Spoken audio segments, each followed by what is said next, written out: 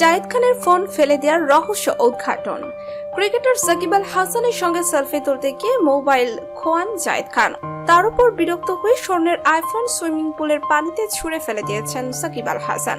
সামাজিক মাধ্যমে ছড়িয়ে পড়া একটি ভিডিও দেখে পুরো দ্বিধায় পড়ে গেছেন নেটিজেনরা। অনেকেই জায়েদ খানের ফোন ফেলে দেওয়ায় খুশি হয়েছেন, আবার কেউ কেউ সাকিব আল হাসানকে বেয়াদব বলে আখ্যা দিয়েছেন। অনেকে অবশ্য মনে করেছিলেন এটি বিজ্ঞাপনের একটি অংশ। অনেকেই ব্যাখ্যা করিয়ে বুঝিয়ে দিচ্ছিলেন কেন এটি বিজ্ঞাপন। নেটিজেনদের সেই ধারণা সত্য হলো। রহস্য উদ্ঘাটন হলো এটি আসলেই একটি বিজ্ঞাপনের দৃশ্য। জায়েদ খান ও সাকিব আল হাসান যেভাবে বিষয়টি নিয়ে নেতিবাচকভাবে আলোচনা ছড়িয়েছেন, একইভাবে তামিম ইকবালরাও আলোচনার সমালোচনা করেছিলেন। এভাবেই একটি সূত্র জানিয়েছে সাকিব আল হাসান ও জায়েদ খান একই পথে হাঁটলেন। এটি আসলেই একটি বিজ্ঞাপনের একটি অংশ, ঠিক যেভাবে তামিম ইকবাল, মুশফিক মাহমুদুল্লাহরা হেঁটেছিলেন।